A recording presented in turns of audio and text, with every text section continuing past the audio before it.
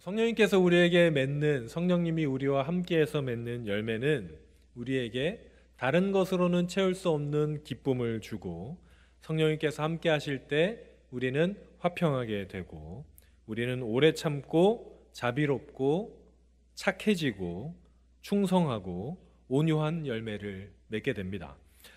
이 성령님의 열매를 자세히 생각을 해보면, 제가 방금 말씀드린 거, 우리가 여태까지 쭉 말씀을 나눠온 거 생각을 해보면 사실 이 모든 게 사랑의 다른 이름들입니다. 우리는 사랑으로 오래 참고, 사랑해서 착해지고, 충성, 온유도 사실 사랑의 다른 이름입니다. 그래서 성령님께서 우리와 함께 하심으로 맺는 열매는, 성령님의 열매는 사랑이신 하나님의 열매와 같습니다. 성령님의 열매는 우리 삶에 맺는 하나님의 열매입니다. 지난 8주 그리고 오늘까지 9번의 시간을 통해서 여러분 안에, 또 제 안에 성령님의 열매가 맺혀갔을 거예요. 인식하지 못해도 아마 조금씩 맺혔으리라 생각합니다. 앞으로도 그 성령님의 열매가 풍성하게, 아름답게 가득 맺혀가는 우리의 삶이 되기를 바랍니다. 우리나라 스포츠는 엘리트 스포츠라고 하죠. 여러분, 엘리트 스포츠가 무슨 뜻인지 아세요? 그러니까 외국 같은 경우에는 클럽 스포츠인데 학교에서 운동을 하는 게 아니라 클럽에서 하는 거죠. 그래서 학교에서는 수업을 다 듣고 학교 방과 후에 클럽에 가서 운동을 하는 거예요. 클럽 스포츠인데 우리나라는 학교 스포츠예요. 그래서 학교에서 운동을 하는 거죠. 이게 무슨 차이가 있냐면 공부를 안 해. 공부를 안 하고 운동만 하는 스포츠. 그래서 보통 좋은 말로는 엘리트 스포츠라고 이야기를 하는데, 제가 다닌 고등학교도 그런 종목이 하나 있었습니다. 학교마다 모든 학교는 아니지만 대부분 하나씩 정도 좀 유명한 스포츠가 있잖아요. 저희 학교에서는 하키가 유명했어요. 그런데 이 아이스하키 아니고 필드하키였습니다. 필드하키가 우리나라에서 하면 꽤 좀 올림픽에도 잘 나가고 이렇기 때문에 좀 유명했었거든요. 저는 고등학교 입학식이 잊혀지지 않는데, 왜냐하면 아마 그 하키부의 전통이었던 것 같아요. 입학식이 끝나고 각자 교실로 가잖아요. 한 반에 한두 명씩 정도 하키부가 배정이 되거든요. 근데 우리 반에 배정된 하키부는 아예 들어오질 않고 입학식이 끝나고부터 운동장을 뛰고 있더라고요. 그 운동장 뛰는 거는 그날 수업 마칠 때까지 뛰었습니다. 아마 저녁은 아니고 오후였던 것 같은데 아침에서 밥은 먹었겠죠. 제가 그것까지는 보진 않았지만 아무튼 저희가 방과 후까지 그 친구들은 진짜 죽을 뚱살뚱하면서 뛰고 있더라고요. 그게 아마 이 하키부의 전통이었던 것 같습니다. 이 엘리트 스포츠 하는 친구들이 운동을 하기 위해서 하는 노력은 어마어마합니다. 우리가 생각하는 한계를 항상 뛰어넘는 것 같아요. 우리 짤 보면 이렇게 짊어지고 뛰거나 말도 안 되는 일들을 그들은 운동이라고, 이제 평상시 운동이라고 하는 것을 우리가 보게 되지 않습니까? 그런데 여러분, 그 친구들이 그 운동이 좋아서 할까요? 그걸 좋아하지는 않아요. 이기는 건 좋아하고 경기 자체는 좋아할지 몰라도 그 어려운 훈련 자체를 좋아하는 친구는 적어도 제가 아는 제 친구들 중에는 없었습니다. 그런데 그 훈련을 해야 경기에 나갈 수 있고, 그 훈련을 해야 이길 수 있기 때문에 그것도 마다하지 않고 하는 거죠. 그래서 매일 참으면서 하고 싶은 것을 안 하고 하기 싫은 것을 매일 해가면서 그 경기에서 이기는 것을 위해 노력을 해갑니다. 여러분, 오늘 본문의 메시지는 굉장히 명확합니다. 어려운 본문이 아니에요. 우리가 운동 경기에서 이기려고 해도 그것을 위해서 절제하고 노력하는데, 하물며 영원한 생명인 복음에 참여하기 위해서는 마땅히 우리가 절제하고 노력해야 된다. 명확하잖아요. 오늘 본문 앞에서 바울은요, 자기가 왜 절제하는 삶을 사는지에 대해서 이야기합니다.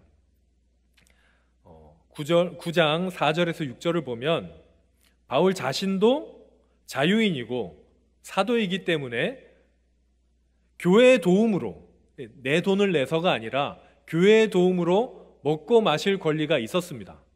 그리고 다른 사도들처럼, 특별히 여기에서 주가 된 것은 게바하는 베드로인데요, 베드로처럼 아내와 결혼할 권리도 있습니다. 그리고 같이 다닐 권리도 있어요. 일하지 않고 교회에서 녹을 받으면서 그렇게 살 수 있는 권리도 있었습니다. 그런데 바울은 적어도 복음을 위해서 그것을 절제하고 그 권한을 사용하지 않는다고 이야기합니다. 그 다음으로 12절에 보면 바울이 왜 이런 행동을 하는 건지 드러나는데요. 왜냐하면 바울이 이렇게 절제하는 것은 그리스도의 복음에 아무 장애가 없게 하려고, 복음을 전하는 일에 방해가 되지 않게 하려고 자신이 이렇게 절제하면서 산다라고 이야기합니다. 오늘 본문을 함께 봅시다. 본문을 보면 바울은 자신이 이 모든 절제를 행하는 것이 다른 것이 아니라 내가 복음을 위하여 모든 것을 행하는 게 이렇게 절제하며 사는 것을 뜻하는데, 다른 게 아니라 무엇에 참여하려 한다고 이야기합니까? 복음에 참여하려 한다고 이야기합니다. 여러분, 복음에 참여하는 것은 복음을 공유한다는 의미예요. 하나님의 복음에 내가 공유자가 되기를 위해서 절제하면서 산다라고 이야기하는 겁니다. 하나님의 가르침에, 하나님의 복음에 자기가 동참하기 위해서 이렇게 절제하면서 산다라고 이야기합니다. 운동장에서 상대방을 이기고 승리의 관을 얻기 위해서 사람들이 엄청나게 노력을 하는데, 그 노력하는 것만큼, 아니 그것보다 더 절제하는 이유가 하나님의 복음에 참여하기 위해서다라고 이야기합니다. 사랑하는 여러분, 절제는 할 수 있지만 어떤 목적을 위해서 참는 것을 말합니다. 못하는 것, 내가 이렇게 못하는 것은, 내가 하고 싶지만 못하는 것은 통제예요. 절제가 아닙니다. 우리가 학생 때 막 어떤 걸 하고 싶어도 학교에서 못하게 하거나, 부모님이 우리를 말려서 못하게 하거나, 핸드폰에 비밀번호를 걸어 놓으시거나 이런 거는 통제입니다. 절제는 아니에요. 절제는 내가 할 수 있는데 안 하는 거, 충분히 할 수 있는데, 내가 해도 다른 사람이 나한테 뭐라고 이야기를 하지 않는데 그럼에도 내가 어떤 목표를 위해서 하지 않는 것을 의미합니다. 이 절제에 대해서 잘 보여주는 가르침이 오늘 본문 앞에 나오는데, 오늘 본문 앞에 있는 8장에서 바울은요, 우상의 제물 문제에 대해서 이야기를 합니다. 이 당시에 특히 오늘 이제 본문이 고린도 전서니까 고린도 교회가 있는 그 고린도라는 도시에서 사람들이 시장에서 파는 대부분의 고기는 제사를 드렸다가 나온 고기입니다. 제사가 하나님께 드리는 제사가 아니라 우상에게 바쳐졌던 고기 중에 일부입니다. 그래서 어떤 사람들은 그 고기를 먹지 않았어요. 혹시 모태신앙이 아닌 분들은 이런 경험이 있을 수 있는데, 저는 어렸을 때 저희 집에서는 그 명절에 차례나 제사를 드렸었거든요. 그러다가 이제 교회를 다니고 나서 저희 누나가 몰래 그 십자가 밑에 막 접시 밑에 십자가 그리고 막 그랬었어요. 그리고 웬만하면 안 먹으려고 했었습니다. 자막은 계속 띄워주시고요. 자막은 계속 띄워주시면, 네. 웬만하면 안 먹으려고 했었어요. 그런데 어떤 사람들은 그거 먹어도 된다는 거예요. 먹어도 별 이상이 없다라는 거죠. 오늘 8장 1절에 보면 우상의 제물에 대해서 이야기하면서 지식은 교만하게 하고 사랑은 덕을 세운다고 말합니다. 여기서 지식은 무슨 지식이냐면 우상의 제물에 대한 지식인데요, 8장 4절에 보니까 뭐라고 돼 있냐면, 우상의 제물을 먹는 일에 우리가, 이 우상은 세상에서 아무것도 아니니까 없는 거잖아요. 여러분, 우상이 있습니까? 다른 신들이 있어요? 없어요. 하나님만 계십니다. 그러니까 여기에 대해서 지식이 있는 사람은 야, 아무것도 아닌 신에게 바쳐진 거 그거 먹으면 어때? 라고 하는 거죠. 왜냐하면 하나님 한 분밖에 없는 걸 우리가 알잖아요. 그런데 우상에게 바쳐졌던 제물을 먹는 것, 실제로 아무런 해가 없는 것을 아는 지식이 있는데 그렇지 못한 사람도 있는 거죠. 예전에 우리 누나처럼 이렇게 십자가 그리고 안 먹고 이랬던 분들이 있는 것처럼 7절에 보니까 이 지식은 모든 사람에게 있는 것이 아닌데, 그래서 지금까지 우상에 대한 습관이 있어서 우상의 제물로 알고 먹는 사람은 양심이 더러워지는 거예요. 그러니까 내가 이걸 먹으면 안 된다고 여겨지는 사람들, 나쁘다고 여겨지는 사람들이 그것을 보고 먹는 것 자체가 해가 되는 게 아니라 스스로 죄책감에 빠지고 그것을 통해서 오히려 하나님과 멀어지는 일들이 있더라라는 거죠. 그래서 그 사람들을 보면서 바울이 이렇게 권면합니다. 9절에서 그런즉 너희의 자유가 믿음이 약한 자들에게 걸려 넘어지게 하는 것이 되지 않도록 어떻게 해라? 조심해라. 만약 나한테 지식이 있어서, 난 믿음이 강해서, 강하다는 말이 좋잖아요. 약한 것보단 강한 게 좋죠. 나는 믿음이 강하니까 우쭐하면서 그거 먹어도 돼 라고 이야기를 하며, 술 마셔도 돼, 교회 막 11조 안 다녀도 돼, 이렇게 얘기하는 사람들이 유튜브에 너무 많아요. 요즘에 신앙에 대해서 유튜브로 배우는 것은 여러분 하지 마세요. 안 하는 게 좋겠다는 생각이 참 많습니다. 제가 이제 목회자다 보니까 유튜브에 알고리즘에 그런 글들이 엄청 떠요. 교회에 대해서, 뭐에 대해서, 대부분이 틀린 말들이에요. 그런데 자기는 그런 지식이 있다고 얘기하면서 다른 사람들을 비판하면서 얘기하는데 그게 오히려 다른 사람들을 시험 들게 하는 경우가 많습니다. 결론적으로 바울이 뭐라고 얘기하냐면 8장 13절에서 우리 같이 읽겠습니다. 시작. 그러므로 만일 음식이 내 형제를 실족하게 한다면 나는 영원히 고기를 먹지 아니하여 내 형제를 실족하지 않게 하리라. 아멘. 이게 절제입니다. 이게 사랑이고 이게 성령의 열매입니다. 성령님이 함께 하시면 우리는 내가 마땅히 고기를 먹을 수 있어요. 내가 무엇이든지 할 수 있는 자유가 있는 걸 알지만 그것을 하지 않는 겁니다. 내가 저 사람이 잘못된 거를 알아요. 이길 수 있어요. 논쟁하면 제가 그 사람을 이길 수 있고 그 사람을 곤란하게 할 수 있어요. 하지만 참는 거예요. 절제하는 겁니다. 왜냐하면 그게 하나님께서 원하시는 사랑의 이야기이기 때문입니다. 십자가는 우리에게 언제나 소중한 메시지를 들려주는 어떤 상징입니다. 십자가 자체에 능력이 있지는 않습니다. 여러분, 십자가를 들이댄다고 귀신이 나가지는 않을 거예요. 드라큘라가 있는지 모르겠지만 이렇게 쫓아내지는 않을 겁니다. 십자가 자체에는. 그렇지만 십자가가 우리에게 주는 메시지가 있어요. 그 중에 하나는 절제입니다. 예수님께서는 십자가에서 얼마든지 내려오실 수 있었습니다. 그렇잖아요? 아니, 십자가에 달리지 않으실 수도 있었습니다. 예수님께서 이 땅에 오시지 않으셨어도 돼요. 예수님이 이 땅에 오시기 위해서 인간의 몸을 입고 오셨죠. 하나님이 하나님의 보좌를 버리고 이 땅에 오셨습니다. 그것부터 절제예요. 예수님은 그냥 하늘에 계셨어도 아무 문제가 없습니다. 그렇지 않습니까? 완벽하신 하나님이셨기 때문에 굳이 우리 인간들을 위해서 이 땅에 오실 필요가 없으신 분이셨습니다. 그런데 이 땅에 오셨습니다. 이 땅에 오셔서 인간으로 사시면서 느끼지 않아도 되는 고통을 느끼셨고 느끼지 않아도 되는 아픔을 직접 체험하셨습니다.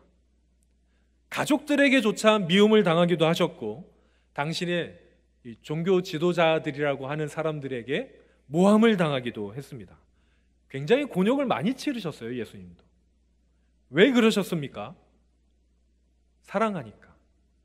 심지어 예수님이 사탄한테 시험을 받기도 하세요.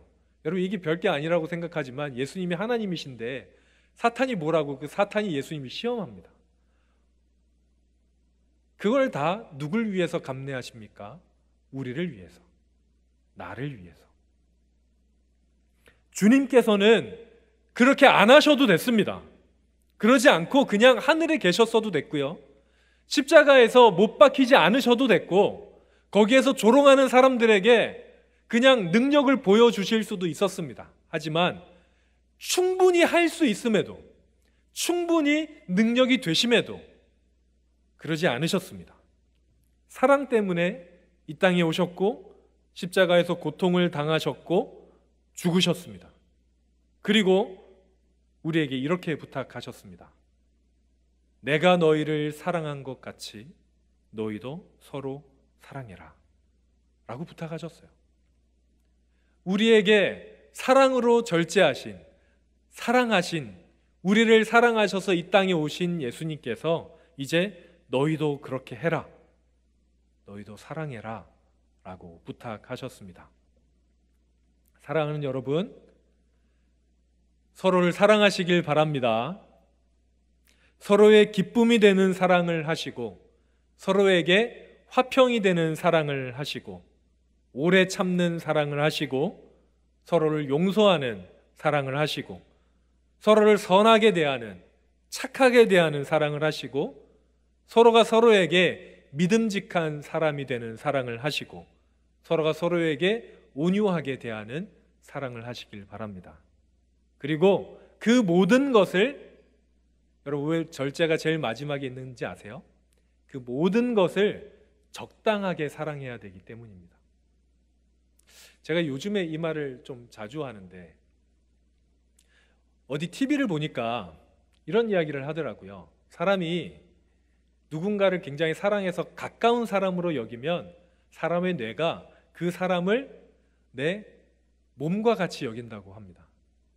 그래서 여러분 그 잔소리 같은 거 할 때 부모님이나 가까운 사람한테 잔소리가 심해요. 다른 사람한테는 그렇게 뭐라고 안 합니다. 내 맘대로 안 해도. 그런데 내 몸이 내가 명령을 내리는데 안 하잖아. 그러니까 막 이해가 안 되고 잔소리가 시작이 되는 거죠. 내 남자친구가 옷을 저렇게 안 입으면 좋겠는데 왜 내가 하지 말라 그러는데 저렇게 입고 있지? 막 이해가 안 되는 거예요. 막 잔소리가 시작이 되고. 마찬가지입니다. 그런데 그게 심해지면 나는 사랑하는 건데 상대방한테는 사랑이 아닐 수 있어요. 그래서 절제가 제일 뒤에 있습니다. 여러분, 용서하는 것도, 선하게 대하는 것도, 서로에게 믿음직해지는 것도, 온유해지는 것도, 기쁨이 되는 것도, 서로를 화평하게 하는 것도 모두 다 적당하게 해야 돼요. 제가 인생을 그리 오래 살지 않았지만 가장 어려운 게 적당히인 것 같습니다. 극단적으로 하는 게 언제나 쉬워요. 극단적으로 착하게 하고 극단적으로 용서만 하고 이런 게 오히려 더 쉬워요. 적당하게 하는 그 지점을 찾는 게 참 어렵습니다. 그래서 성령님이 우리 안에 계세요. 성령의 열매가 절제인 이유는 성령님이 그때마다 우리를 인도해 주십니다. 제가 예전에 이렇게 얘기한 적이 있는데, 설교 중에 뒤에 이제 적용을 해드려야 되잖아요. 이 메시지에 대한 적용을. 근데 저는 적용을 그렇게 자세하게 해드리지 않습니다. 왜냐하면 정답을 저도 모르기 때문에 그래요. 여기 앞에 우리 청년들이 있는데, 우리 청년들 하영이의 삶 속에서의 정답은 저는 모릅니다. 오늘 말씀을 우리 우연히의 삶에 완벽하게 적용하는 적용을 저는 알지 못해요. 성령님만 아십니다. 그래서 성령님께서 그때마다 인도하셔야 합니다. 사랑하는 여러분, 우리가 9주 동안 성령님의 열매에 대해서 이야기했습니다. 그 열매가 아름답게 맺히기 위해서 이제 여러분 성령님과 함께 동행하시길 바랍니다. 성령님이 여러분의 삶 가운데 열매를 맺어 주실 것입니다. 차인팀 앞으로 나와 주시고요. 사랑하는 여러분, 성령님의 열매를 맺는다는 것은 다른 말로는 우리가 성령님을 닮아간다는 거예요. 그걸 또 다른 말로 하면 주님을 닮아간다는 말입니다. 성령님의 열매를 맺는다는 건 주님을 닮아가고 주님을 따라가고 우리 삶을 통해서 주님의 모습이 드러난다는 것을 의미합니다. 그래서 우리가 이 찬양을 9주 내내 불렀습니다. 내 삶을 통해서 주님이 나타내기를 바란다고. 여러분, 오늘도 내일도 하나님을 만나는 그 시간까지 조금씩 주님과 가까워지시기를 바랍니다. 이게 제 좌우명이거든요. 여러분도 그러셨으면 좋겠어요. 언젠가 뒤를 돌아보면서 그때 하나님이랑 진짜 친했는데 지금은 별로 안 친하네 라고 생각하지 않았으면 좋겠습니다. 여러분이 정말 힘이 다 없어져서 많이 나이가 많아지셔서 일어날 수도 없을 그때 하나님과 가장 가까워지시길 바랍니다. 조금씩 주님과 더욱 가까워지시고 조금씩 주님을 닮아가시고, 그래서 날마다 여러분들을 통해서 주님의 모습이, 주님의 열매가 드러나기를 바랍니다. 그래서 우리를 통해서 하나님의 나라가 풍성해지기를 바랍니다.